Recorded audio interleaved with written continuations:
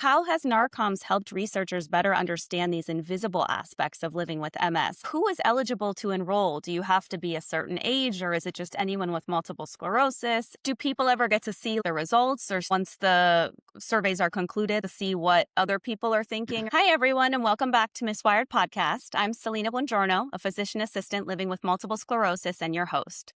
One of the things I love most about this podcast is introducing you to the people and organizations making a real difference in the MS community. We often hear about breakthroughs in research and new treatments, but many people don't realize that one of the most powerful tools driving those discoveries is the voice of people living with multiple sclerosis. Today we're talking about NARCOMS, the North American Research Committee on Multiple Sclerosis Registry. For more than 30 years, thousands of people living with MS have shared their experiences to help researchers better understand how MS changes over time, how treatments work in the real world, and what truly impacts quality of life. Every survey completed helps paint a clearer picture of what it's really like to live with MS and helps shape the future of MS research and care. Joining me today is Dr. Robert Fox, the Managing Director of NARCOMS.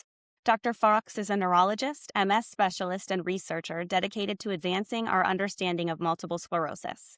Today, we'll discuss what NARCOMS is, why it matters, and how every person living with MS has the opportunity to contribute to research simply by sharing their story.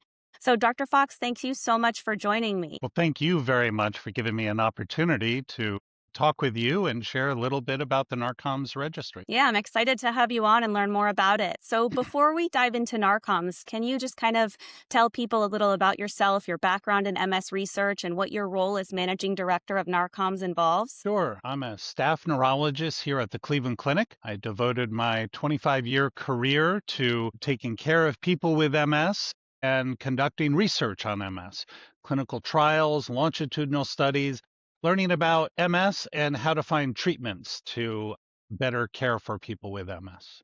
Very I was cool. introduced to NARCOMS a long time ago when I was collaborating with them on a project, and then was offered an opportunity to take on a leadership role to help direct the research project. And so I've been doing that now for 15 years or so. Wow, that's amazing. And for listeners hearing about it for the first time, can you kind of explain what NARCOMS is? Sure. NARCOMS is a registry, and a registry is where people can sign up and to contribute their information, their data, their experience about multiple sclerosis to be used for research. So it is a research tool. It's meant to collect information about MS from the person who knows it best, the person who is living with MS and knows the day-to-day, week in and week out experience of how MS has affected them. Okay.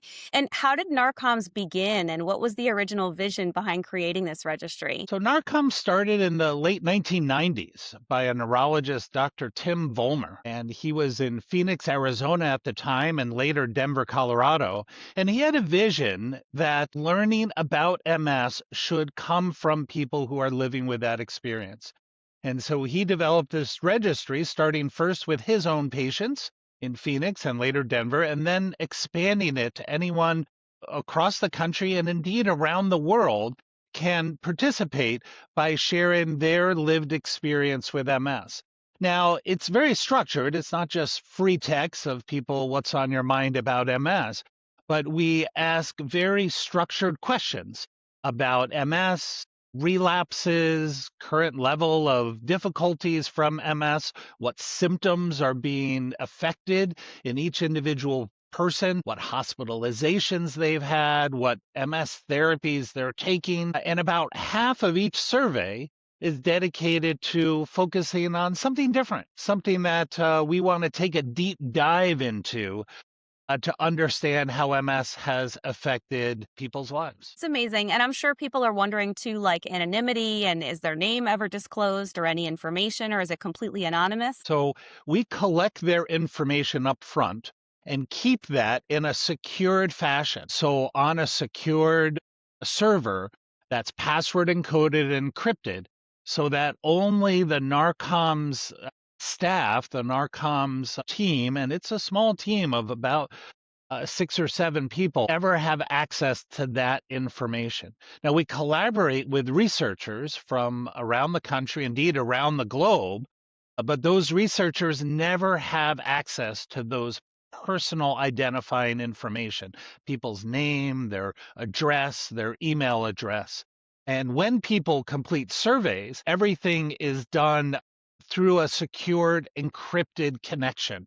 So all the information they enter into our is done through a very secure way and in a way that no one can access their personal information. Very cool. And do people ever get to see the results or once the surveys are concluded to see what other people are thinking? We do. So we exist to publish papers. We exist to ask questions and to answer those questions. And then we share the results in aggregate, the summary results with the scientific world. So we publish the results of our surveys in peer review, meaning high level medical science journals.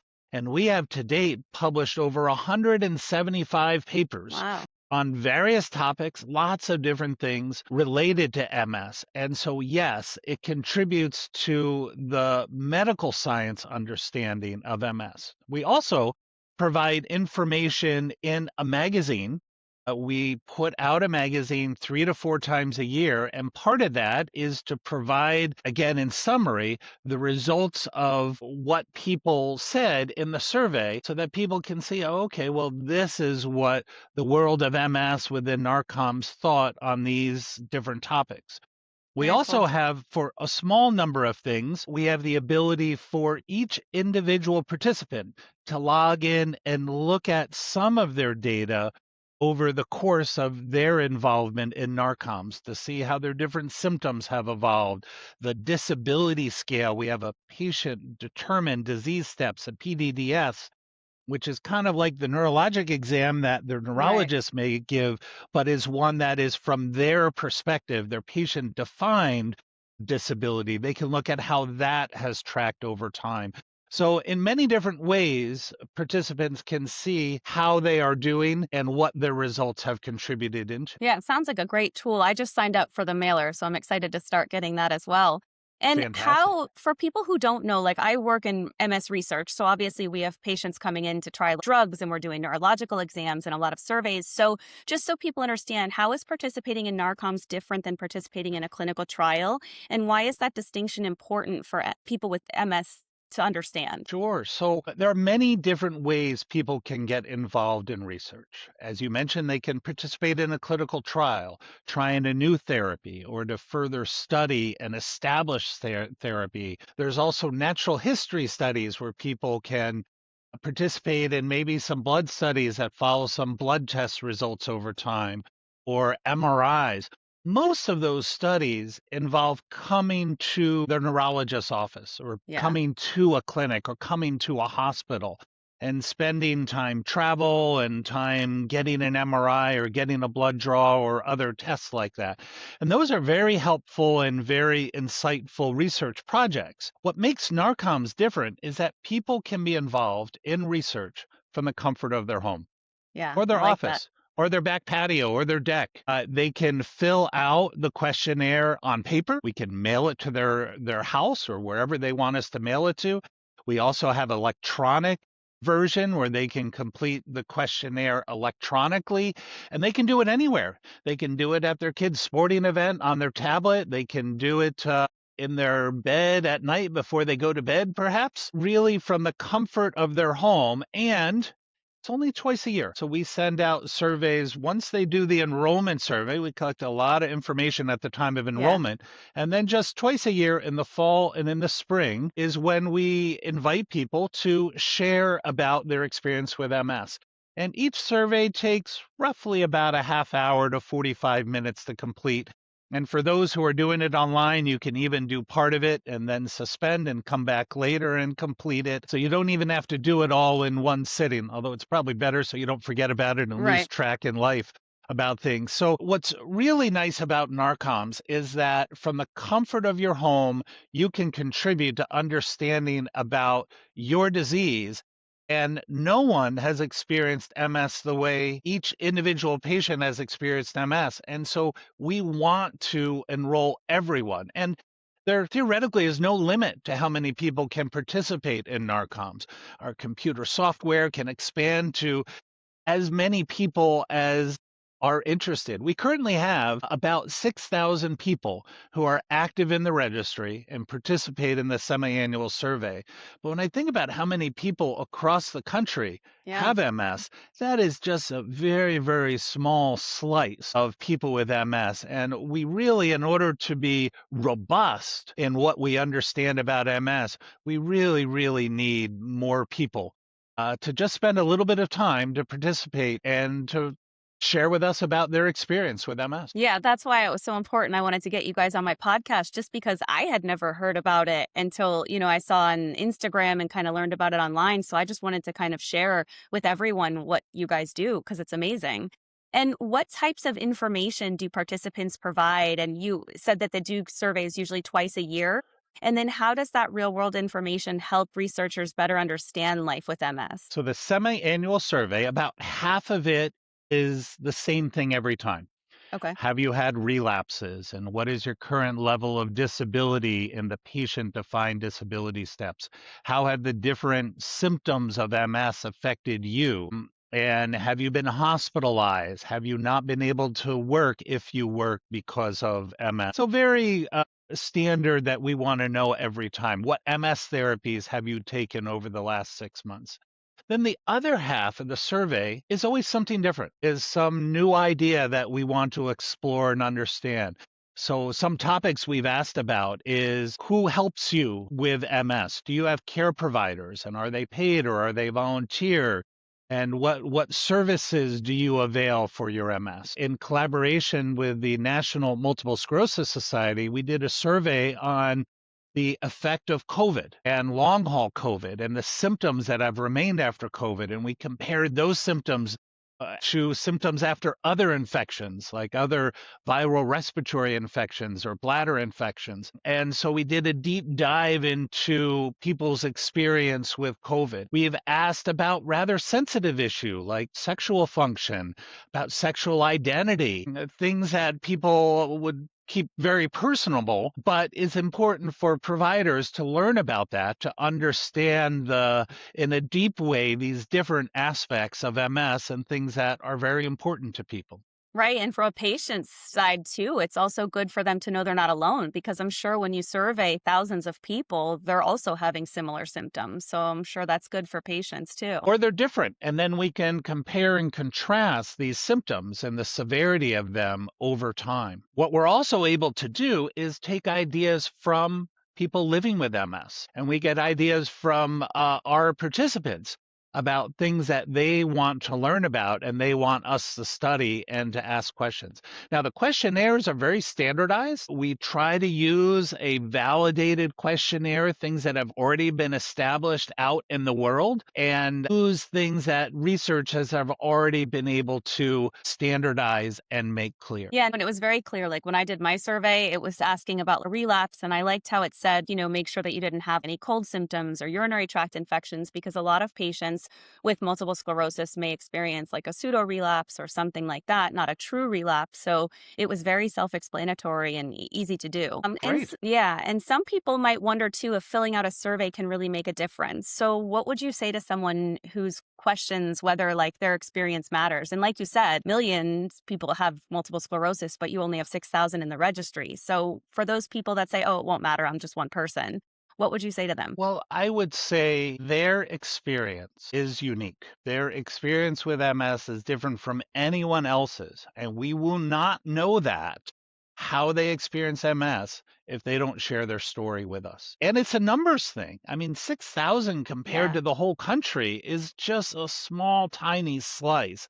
And if we're really going to understand the breadth of MS, we need to get a lot larger representation or contribution.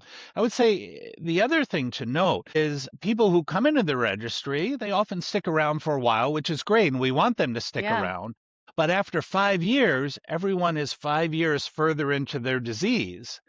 And what we have particular need is people in the early stages of their MS, because again, over time, everyone sort of moves along and has had MS for a longer period of time, but we need new people newly Right. diagnosed people with MS to join the registry so we can learn about those first couple years, first 5 years of MS, and understand how their experience may differ from our more long-standing patients with MS. I love that. So you definitely knew people, makes sense.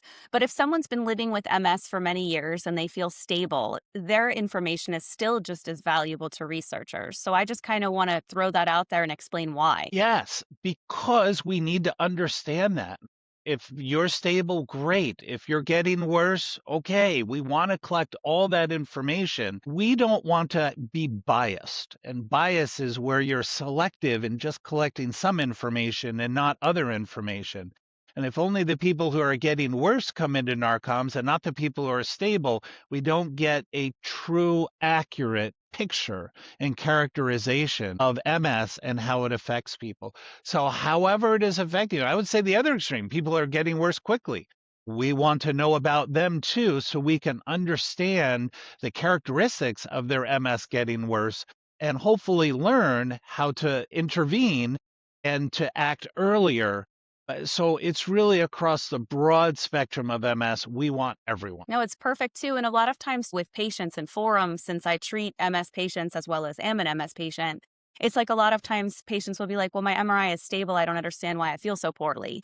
And I think what people need to understand is people with MS do face fatigue and cognitive changes and pain, and it impacts their quality of life, even though it doesn't always show up on MRI. So if you think about it, the surveys are so essential because you go and your doctor says, well, everything looks great, but they still don't understand why they feel so poorly. How has NARCOMS helped researchers better understand these invisible aspects of living with MS? And are there any recent findings or projects that you're particularly excited about? Well, you bring up a very good point. When people come to the neurologist's office, and I'm a neurologist and I see patients, I say, well, your neuro exam looks good, your MRI looks good, your blood work looks good, you're doing well. And they shake their head and they Yeah. say, no, I'm not doing well because of the symptoms that you describe, pain, they're just not functioning well. They have fatigue, their memory and their concentration is struggling, their mood is off. So as providers, we try to turn our focus to that and try to make sure we pay attention and to listen those things. NARCOMS, because we go directly to the people who are living, experience, muddling through with their MS, we can get that information directly and we can then connect it to all those other aspects we've asked about. We can connect it to the infections they've had. We can connect it with all the other surveys, and when they take a survey in one point, and then in the spring they take it again, and the next fall they take another one, all those different data points we can connect together, and those different questionnaires on different topics we can interconnect and bring together. We also just completed and published an assessment of men's health, of what do men feel is important for their health and what should be prioritized. And that is just being published in the next few months, and we will post that publication on our website, and will be in our magazine as well. So asking people from their perspective, and that's what is very different with NARCOMS compared to many other research studies that people participate in. And I'm all for all the research studies. It's not to say NARCOMS is better than the others, but it's different because we are asking people directly about their lived experience with MS. I love that. And there's no wrong or right answer. So that's awesome. And like we talked about before, privacy is a concern for people. So you mentioned that you protect the information. And who is eligible to enroll? Do you have to be a certain age or is it just anyone with multiple sclerosis? Are there any other qualifications? Anyone with MS, anyone who has been diagnosed with MS by a provider, by a neurologist, by an internal medicine doctor, by an advanced practice provider, by some licensed provider who has said, not just I think you might have MS, but you definitely have MS, we welcome into the registry. We have done an assessment where we've done a validation of asking people to send us their medical records to make sure they really were Of diagnosed with course. MS, because in these self-identified registries, incorrect or no, it's actually not what you have is not a small issue. And we had over 95 of people who participate in that validation study had their provider say, yes, you do have MS. And so We know with very good confidence that the people in NARCOMS truly have MS. Now, anyone around the world can, I suppose, even if they're on the moon with internet access, they can go to narcoms.org, narcoms.org, and sign up for the registry. So if they have MS, they can join onto NARCOMS and start filling out surveys. They have to be over 18 That's because what I I don't was think we're wondering. set up to have Okay. minors into the registry. But anyone 18 or over can join the registry and can contribute their information to us. Now, in terms of security, as I mentioned, we keep all of our data on a secured server. When we collect the data, it is using an encrypted access, an encrypted server to collect that information. We keep it, it is under the supervision of the university where the database is located, which is University of Texas Southwestern, UT Southwestern in Dallas. That is the organization that oversees the security and the ethics. The protection of research subjects is also provided at the University of Texas Southwestern. So that is what is the check and balance to make sure we are keeping things as safe and secure and confidential as we should be. Now, researchers often reach out to us to work with us, answering the questions of their interest. And we welcome researchers who want to use NARCOMS data. Now, they have to have ethics approval for the research they do. Their project has to be approved by the executive committee of NARCOMS, and they have to sign a data use agreement. They don't get the patient identifiers. They don't get names or addresses, only de-identified, meaning removing all the personal information from the data set is provided to the researchers so that data cannot be linked back to individuals with MS. What we Interesting. also do, by the way, we also work with researchers who are trying to recruit people into other research studies. So if someone says, "Hey, I'm in this city and I'm looking for MS patients who meet certain criteria and might be interested in my study on this," we will identify our participants who maybe live in a certain distance of that area who meet that criteria, and we'll send them an email and say, "Hey, if you're interested, this researcher, Dr. Smith over here, is doing this study." And so we help people learn about other research that's going on nearby where they live. That's great too. And so that's such a amazing resource. And I did see on your website too. So if a clinical site wanted to register their studies, would they just register through the narcams.org website as well? In terms of register, meaning want Like to if a work with clinical us to site, promote. yes, Yeah. So they can reach out to NARCOMS, and we work out the details to make people aware of the studies that are nearby where they live. that's Yep, amazing. those researchers can just reach out to us. And just curious, because a pediatric population does have multiple sclerosis, are you guys ever able to do any type of pediatric studies by like asking the parents as the reporter, or is that? I was curious. So conceptually, we could. We are not set up that way. So one has to have then the parents' permission, or Right. as kids get older into their teenage years, there are different levels of involvement where they can agree or they don't have to agree, and the parents have to agree. So there are different shades of gray Right. of approval and permission by the parents. And we just haven't gotten into that. There's some complexity around that, I'm sure. and we just haven't gotten there. But if there are some researchers who are interested in adolescent MS and would like to engage with us regarding that, we'd be happy to work with them to explore how we might do it. Yeah. And do you guys ever do like any subset research of like interviewing caretakers or family members or anything like that, or children of patients with MS or anything like that? Or is it just the MS patients that you focus on mostly? We haven't done other people yet, like the caregivers. What we have done is explored other ways of connecting data. For example, we are doing a genetic study now Oh, where people who are willing will take a saliva I saw sample that. and mail it to us.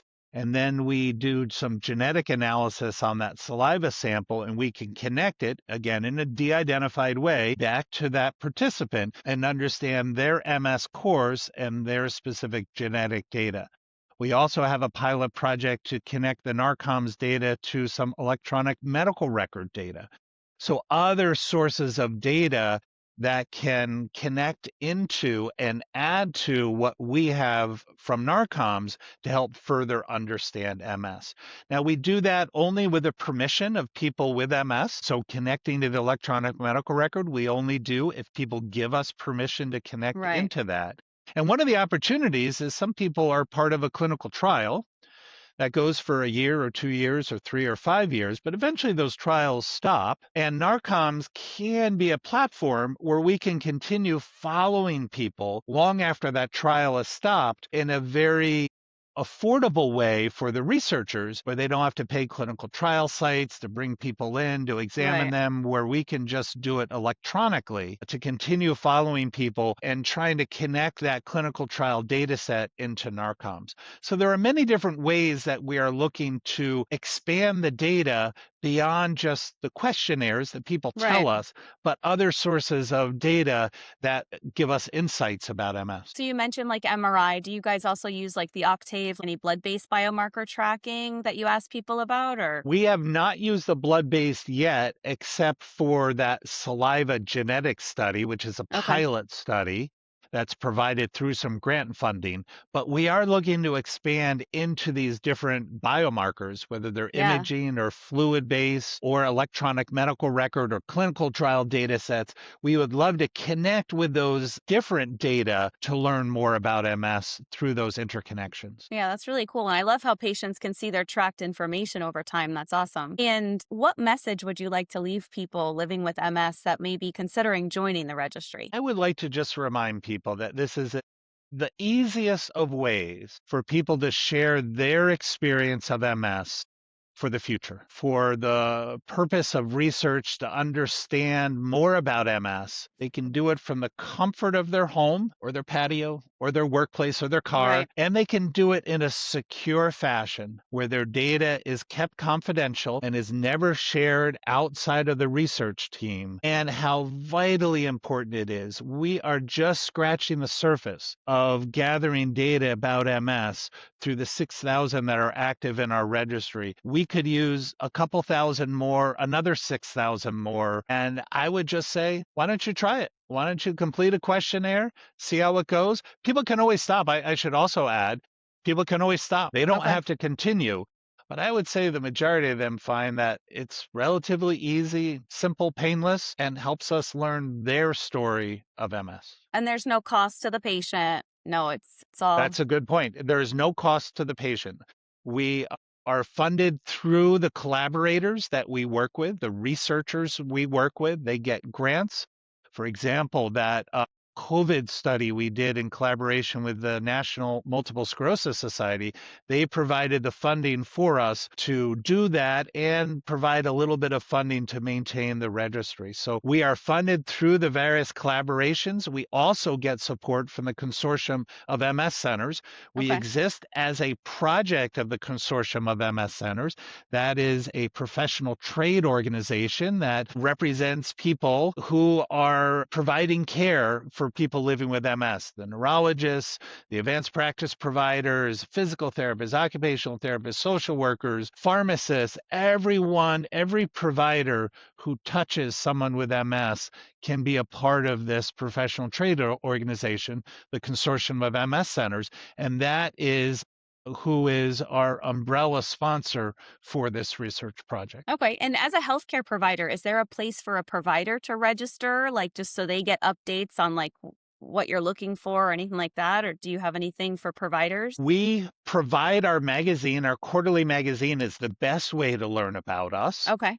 We provide them to the MS centers. So every MS center that is a member of the consortium of MS Oh, centers, the okay. CMSC, gets this newsletter.